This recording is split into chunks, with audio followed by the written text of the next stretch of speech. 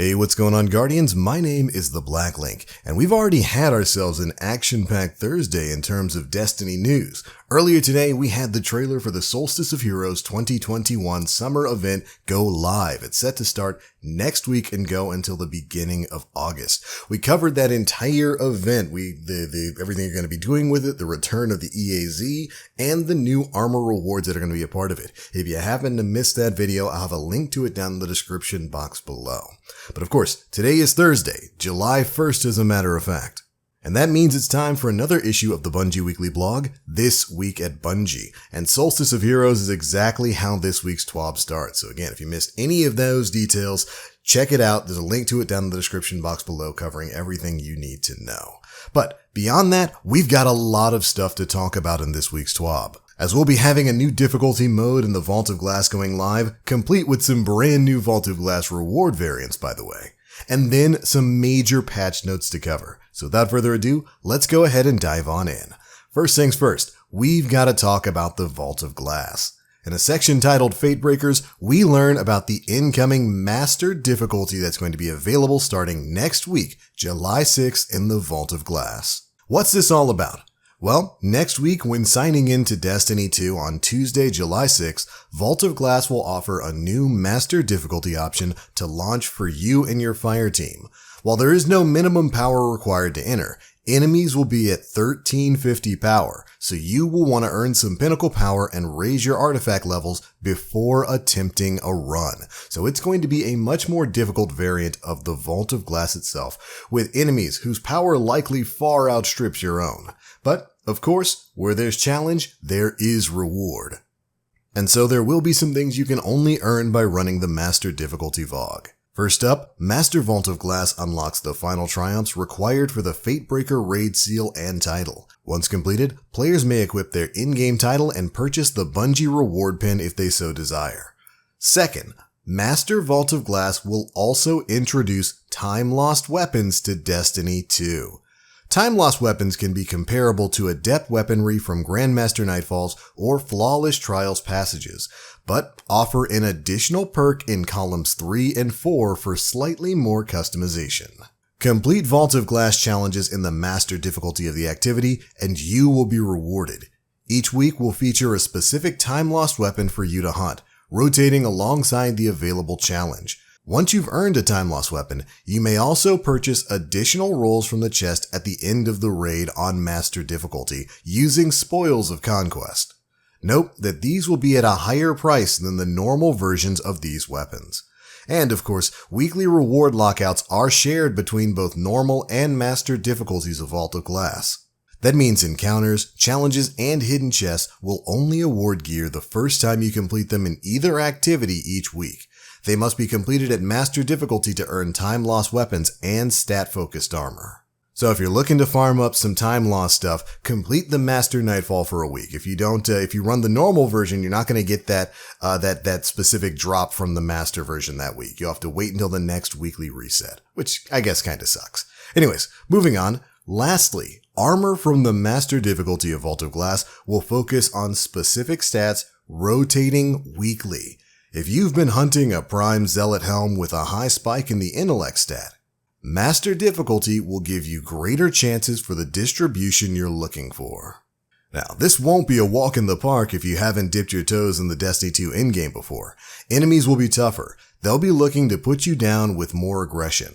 A few more champions will be appearing to defend the vault. More modifiers will be active, forcing you to think on your feet and come prepared. If you're looking to increase your power, make sure you complete your weekly milestones for pinnacle rewards. One way to do that is the Iron Banner. It's active, of course, right now, so make sure you complete those bounties for additional pinnacle rewards as you prepare for the Master version of this classic raid.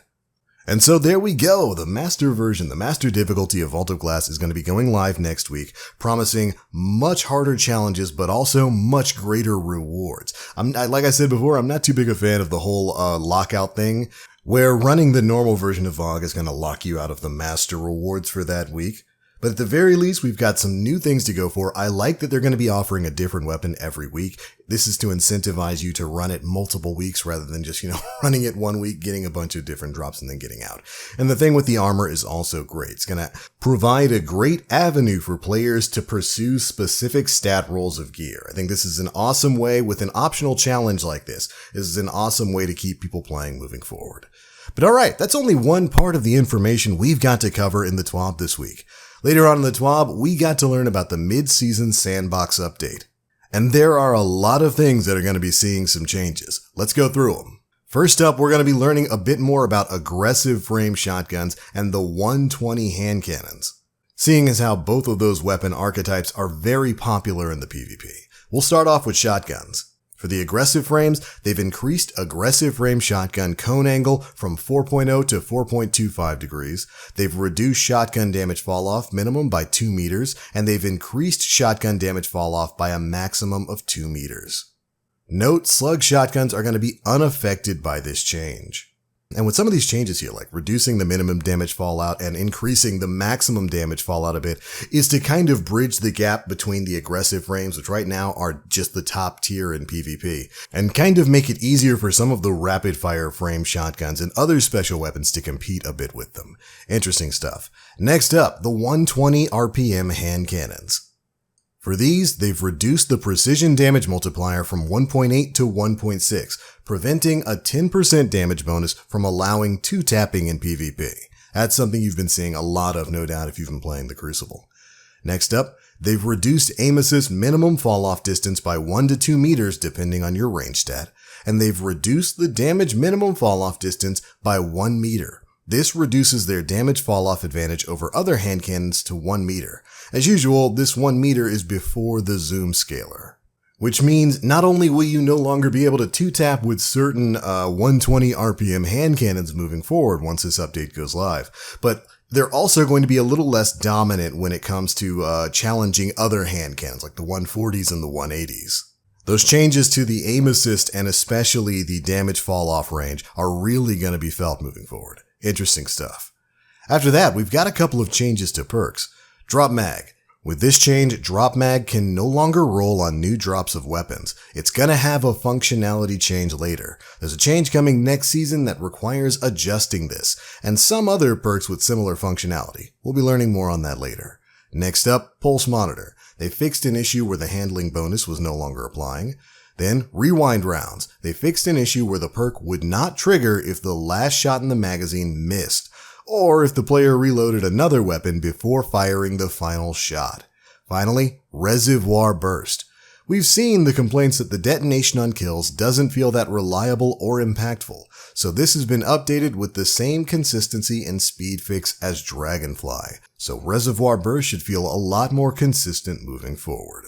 Then, we're gonna move into some exotic tuning. I know at least one of which you guys are really excited to hear. Dead Man's Tale is getting a nerf and the Sleeper Simulant is getting a buff. Let's dive into it. First up, Dead Man's Tale. They've removed the hipfire damage falloff scaler. It was 1.8x to match zoom. Basically, that means you're no longer going to be doing the same amount of damage when you hipfire as you are when you ADS. At least over extreme range. Now when you hipfire somebody at long range with DMT, it's going to deal less damage than it would if you were to ADS and shoot at them. Then, Aim Assist Cone Angle Hip Scaler reduced from 1.5 to 1.2. So that should mean a little bit less aim assist for those magic shots that seem to warp around people's bodies to hit their heads. DMT has certainly been the cause of much strife since it was introduced. We'll see if this curbs the enthusiasm a little. Next up, we've got a surprise buff for Sleeper Simulant. They fixed an issue where Sleeper was benefiting less than other linear fusion rifles from the Season of the Splicer linear fusion rifle precision damage buff. That total buff is now 16.5% compared to the 15% buff other linear fusions received. Hopefully bringing Sleeper more in line with the exotic we all want it to be. After that, Bungie talks quite a bit about some of their future plans and future changes for certain weapon archetypes. They talk a lot in here about their philosophy when it comes to future updates to weapon archetypes, like wanting to rework fusions and the way mods work with them. They want to take a look at breach grenade launchers, and they mention something in particular: scout rifles and hand cannons in PvE. They say players have wanted these weapons to be a bit more efficient in PvE for some time. We found that minor enemies in high-end content take too many shots to kill with these weapons, so they're going to be looking at that in the future. Same thing with machine guns in PvE. They believe that machine guns aren't currently doing their job well enough, so they're planning noticeable changes starting in Season 15. But it's not all roses and sunshine in the future. We've also got some nerfs that Bungie's going to be taking a look at, including special ammo in PvP and anarchy in PvE. Bungie has definitely taken notice to the fact that anarchy has become basically the #1 option for a lot of players out there for any sort of in-game content. And so they're going to be making changes that make it great at a couple of roles rather than being a jack of all trades of grenade launchers. Essentially, anarchy's getting nerfed. You guys, we knew it was going to be coming at some point in time. And finally, they talk a bit about wanting to encourage more exotic primary usage, and I'm really interested in seeing what they mean by that. After that, we get a slight extended patch note preview where they talk about some bug fixes and whatnot that are going to be coming in the next big patch update. The biggest of which I would say is probably the decrease to trace rifle damage and momentum control. Everybody who played momentum control a week or two ago knows that it was just basically Prometheus lens and wave splitter all over the place. Well, Bungie's going to be doing something about that. In a dev note, they say, while we know trace rifles are too hot, we are also aware that some players are greatly enjoying laser tag and momentum right now. With that in mind, we're starting out with a small change to see how this feels before taking another pass. So the next time momentum control comes up, trace rifles are probably going to work a little bit differently. Maybe be a little bit less instantaneous deletion, even though, everything deletes you really fast in momentum control.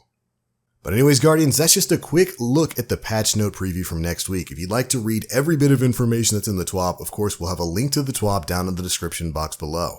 But that's pretty much the biggest bits of news contained in this week's issue of the Bungie Weekly blog, This Week at Bungie. That patch is set to go live at around 10 a.m. Pacific time on Tuesday. So basically around reset time is when this patch with a lot of these changes is going to be going live. I cannot wait, and I know you guys can't either. But anyways, that's the news, and those are my thoughts. Be sure to leave me yours down in the comment section below. Are you psyched about the incoming master difficulty for Vault of Glass? Or are you a more PvP focused person who just can't wait for DMT to be knocked off of Pride Rock? Either way, be sure to let me know how you feel down in the comment section below. And if you enjoyed the video, feel free to drop a like, make sure you subscribe, and hit that notification bell to stay up to date with all the latest stuff we're putting out. I'm out for now. Thank you all so much for watching. And as always, I am the Black Link. You Guardians, stay frosty.